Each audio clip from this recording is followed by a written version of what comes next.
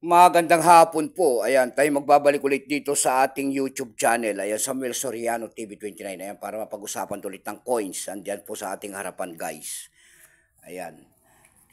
Tignan natin ang kanyang presyo. Ayan, guys, kung magkano na ang bintahan itong barya na yan. Yung barya na yan, magkano na ang kanyang bintahan po sa ating mga online selling. Ayan.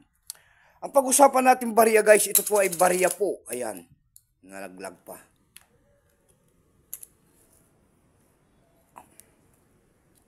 Nalaglag sa kanyang lagayan, guys. Ayan, nalaglag sa kanyang lagayan.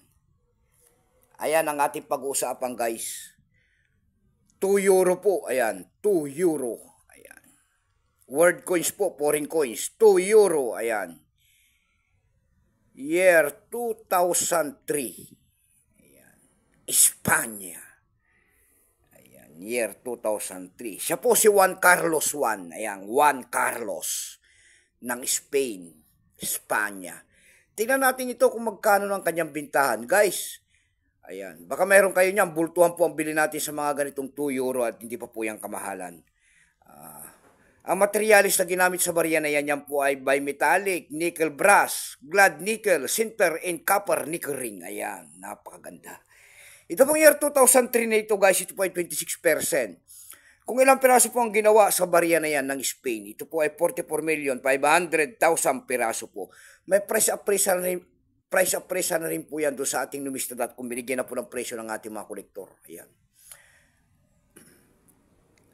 Yung kanyang verify po kung tawagin nila ay nagkakahalaga po yan ng 120.